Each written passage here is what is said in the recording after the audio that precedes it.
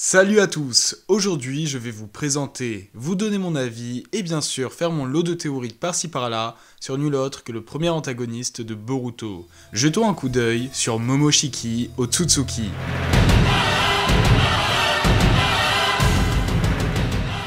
Cette vidéo est la première que je dédie entièrement à un personnage. Ça fait longtemps que je voulais parler de lui, mais j'admets que c'est grâce à la demande d'un abonné que je me suis lancé. Si la vidéo vous plaît, n'hésitez pas à vous abonner pour ne pas rater les prochaines. Si le concept « Qui est ce personnage ?» vous plaît aussi, lâchez les pouces bleus et dites-moi en commentaire qui devrait être le prochain à avoir droit à sa propre vidéo. Assez blablaté, lançons-nous dans le vif du sujet.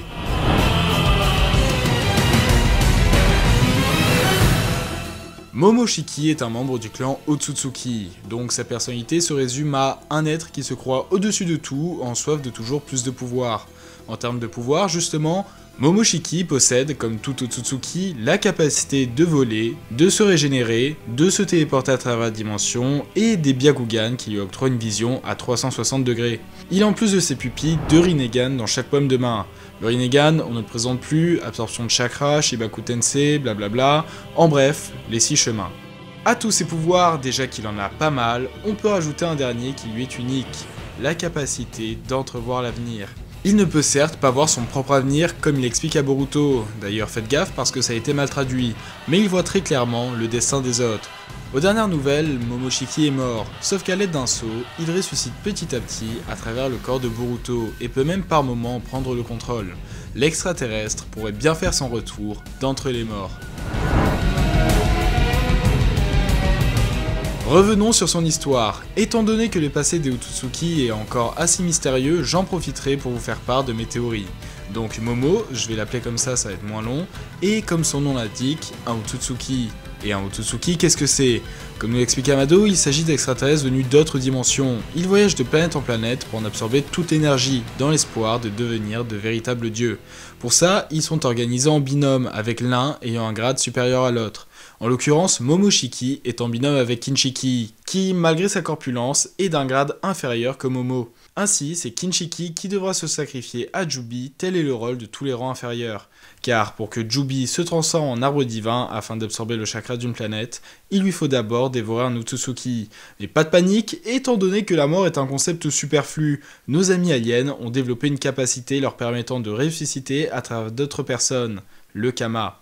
Donc si Kinshiki, ou un autre, vient à se sacrifier à un Jubi, il reviendra parmi nous en ressuscitant à travers la personne à qui il a implanté un Kama. Une fois que Jubi est devenu un arbre divin, il est dit que le processus d'absorption du chakra prendrait 1000 ans. Faut être patient. Mais en même temps, le résultat en vaut le détour. Une fois que tout le chakra d'une planète est absorbé, je vous rappelle que le chakra d'un astre contient les données de tout ce qui a vécu sans exception sur celui-ci, ces données sont alors stockées dans un fruit sobrement nommé fruit du chakra. Et qu'est-ce qui se passe lorsque quelqu'un dévore un fruit du chakra? À vrai dire, on sait pas trop, puisqu'on n'a jamais vu un Otsutsuki avant et après en avoir mangé un. Il est dit que le fruit rallonge l'espérance de vie, augmente la puissance et permet de faire une mise à jour de l'individu.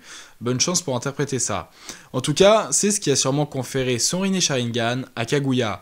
Alors non, contrairement à ce qu'essaient de nous faire croire les hors-séries de l'anime, elle l'avait déjà avant sa venue sur Terre. Mais ça, vous le savez déjà puisque vous avez regardé ma vidéo sur les origines de son dojutsu.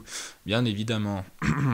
Mais étant donné qu'à une époque, elle ne l'avait pas, c'est bien que Kaguya a obtenu le Rinne Sharingan d'une manière ou d'une autre. Et l'explication la plus probable est que ce soit grâce au fruit du chakra d'une planète. Du coup, Momoshiki n'aurait jamais mangé de fruit du chakra puisqu'il n'a pas de Rinne Sharingan? Eh bien si. On ne connaît pas en détail les effets du fruit sur les Otsutsuki, mais quant aux humains, on les connaît parfaitement. Comme Ishiki l'a confié à Code, si un humain dévore le fruit du chakra, il deviendra à son tour un Otsutsuki. Si des habitants d'autres planètes peuvent devenir Otsutsuki, qui dit que certains des membres du clan que l'on connaît déjà ne le seraient pas devenus grâce à cette méthode, voire ne serait-ce pas l'unique méthode pour devenir Otsutsuki. J'ai déjà consacré une vidéo entière sur cette théorie qui consiste à ce que les Otsutsuki soient en fait des habitants d'autres dimensions qui ont dévoré le fruit du chakra de leur propre planète. Donc si vous souhaitez la connaître dans les détails, cliquez en haut à droite. Elle reste à ce jour l'une de mes théories les plus probables selon moi. Donc vu que j'en ai déjà parlé dans une vidéo, je ne vais pas m'attarder là-dessus. Mais cela signifie qu'autrefois, Momoshiki lui-même était un être banal. Jusqu'au jour où, à l'image de Code avec Ishiki, un Otsutsuki soit venu sur son monde et lui a donné l'opportunité de rejoindre son clan en dévorant le fruit du chakra de sa planète. Dans ce cas-là, qui serait venu sur la planète de Momoshiki? Je pense qu'il s'agit de nul autre que l'Otsutsuking, le chef du clan et le premier Otsutsuki selon moi. Sûrement que Momoshiki, Itsushiki et le troisième membre mystère sont des rangs supérieurs parce que ils ont été transformés directement par le chef. C'est ensuite au tour de chaque rang supérieur de trouver une personne à transformer pour combler leurs binômes respectifs. Ishiki a trouvé Kaguya, mais l'a trahi. Il comptait ensuite la remplacer par Code. Momoshiki, lui, a choisi Kinshiki, ce qui expliquerait le fait qu'il soit si fusionnel, d'où leur relation père-fils. Mais ça expliquerait surtout la dévotion de Kinshiki pour Momo. Si les Otsutsuki choisissent leur binôme en fonction de leur dévotion / fanatisme, comme Ishiki qui a choisi Code car celui-ci l'idolâtrait, il est évident que si Momo a choisi Kin, c'est que celui-ci aussi considérait Momoshiki comme un dieu. C'est pour cela qu'il n'a pas hésité une seule seconde à se sacrifier juste pour donner un power-up à son maître. Du coup, Momoshiki n'a mangé qu'un fruit, celui qui l'a transformé en Otsutsuki? Eh ben, toujours pas. Momoshiki a bien mangé plusieurs fruits du chakra, mais pourquoi n'a-t-il toujours pas de Rinne Sharingan? Et comment je peux affirmer une chose pareille? Ce qui confirme que Momoshiki a mangé plusieurs fruits du chakra, c'est ses cornes. Encore une fois, allez checker la vidéo dans laquelle je pousse ces explications sur les cornes beaucoup plus loin. Mais en gros, ça, c'est les cornes de Momoshiki quand il débarque à Konoha. Et ça, c'est les cornes qu'il a après s'être fait tuer, lors de sa conversation avec Boruto à qui il a gravé son kama. Quand quelqu'un devient Otsutsuki, il obtient une ou plusieurs cornes uniques à lui. Les seules exceptions sont Hagoromo et Amura, j'expliquerai pourquoi dans une autre vidéo. En tout cas, ces cornes, c'est l'identité de l'Otsutsuki, puisque sa forme est carrément gravée dans leur stèle, et c'est la seule partie de leur corps qui ne se régénère pas. D'ailleurs, la corne que Boruto a cassée risque de le rester lors des prochaines apparitions de Momoshiki. Alors, comment et pourquoi ces cornes ont-elles changé? On remarque que, après sa mort, ces cornes sont devenues plus courtes. Et si, ressuscité à travers quelqu'un à l'aide du kama, ramenait un Otsutsuki à sa forme précédente? Comme je l'ai dit dans l'origine des faux dieux, plus un Otsutsuki mange de fruits du chakra, plus sa corne devrait évoluer. En toute logique, elles devraient toutes converger vers celle de l'aspect du dieu Otsutsuki. Donc si on observe que les cornes de Momoshiki rapetissent, c'est sûrement que le processus inverse se produit et qu'il est revenu à sa forme précédente. Du coup, si on ressuscite trop souvent, il y a moyen de redevenir humain. C'est ce qui est peut-être arrivé au binôme mystère, qui sait. Tout ça pour dire que si Momoshiki a plusieurs formes, c'est qu'il a mangé plusieurs fruits. Quant à la raison pour laquelle il n'a pas de Rinne Sharingan, je pense que ça dépend simplement des personnes. Ishiki a développé son propre dojutsu par exemple. Bref, reprenons son histoire. Momoshiki était donc sûrement un être ordinaire, jusqu'au jour où l'Otsutsuking débarqua sur sa planète afin d'en absorber tout le chakra. Fasciné par la puissance que dégage cet extraterrestre, ce dernier lui laissa dévorer le fruit du chakra de sa planète, le transformant à son tour en Otsutsuki. Momoshiki est alors parti aspirer l'énergie d'autres mondes. Sur son chemin, il tombe sur Kinshiki, qui le vénère tel un dieu. Il fait ce que l'Otsutsuking avait fait pour lui précédemment en le laissant manger le fruit de son monde. Momoshiki forme désormais un binôme avec Kinshiki, qui aura pour rôle de se sacrifier à Jubi.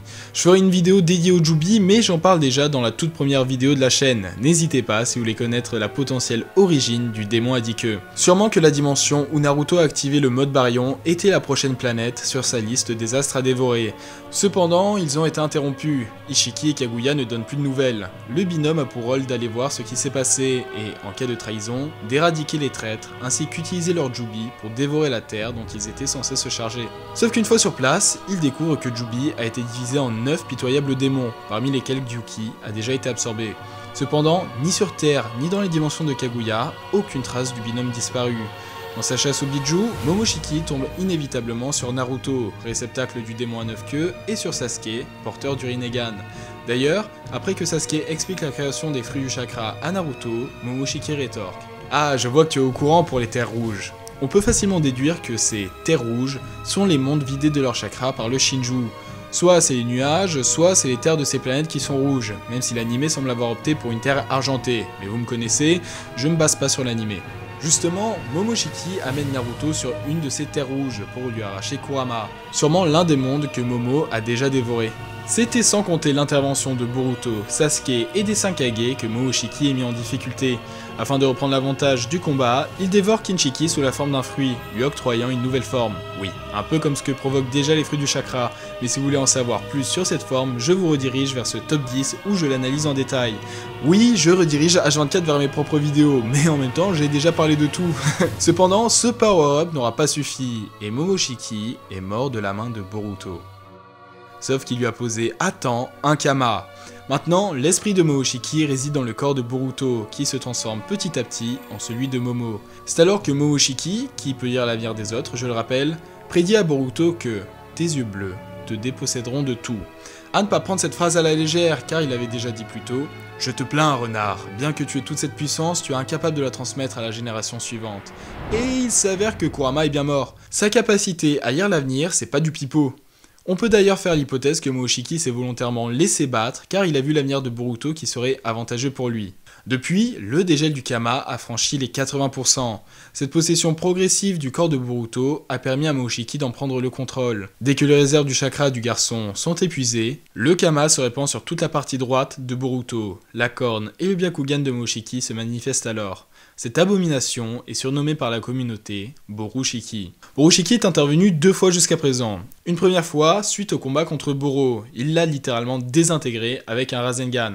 Sa deuxième intervention, qui pour le coup était bien marquante, était suite à la défaite de Ishiki. Je dis qu'elle était bien marquante parce que Borushiki a tout bêtement transpercé le Rinnegan de Sasuke, qui énervait tant nos amis aliens. De plus, Momoshiki avait confirmé sa volonté de toujours vouloir planter un Shinju sur Terre, en utilisant le Jubi de Ishiki et le corps de Kawaki comme sacrifice. Et dernière chose, qui n'est pas des moindres, Borushiki s'était réjoui de la mort de son collègue Ishiki, et a même remercié nos protagonistes de lui avoir facilité le travail. Soit Momoshiki voulait le tuer car il pensait que c'était un traître, soit, puisqu'on sait que c'est Kaguya la traîtresse et non Ishiki, il voulait le tuer pour avoir de la concurrence en moins. La stèle nous montre les différents binômes et lequel des deux membres est supérieur à l'autre. Mais il compare aussi les différents binômes entre eux.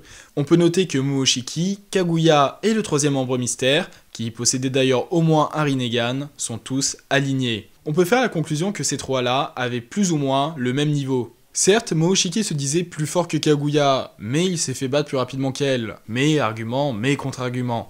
Bref, Momoshiki devait avoir plus ou moins le niveau de Kaguya. Et celui qui dépasse tous les autres sur la stèle, c'est Ishiki.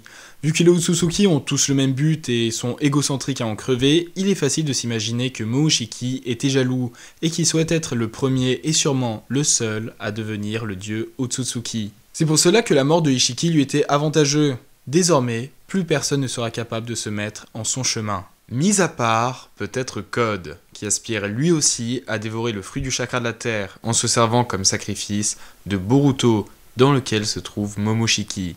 Ainsi, Momo va-t-il s'allier à Boruto contre cet ennemi commun? Ce personnage nous réserve encore bien des surprises.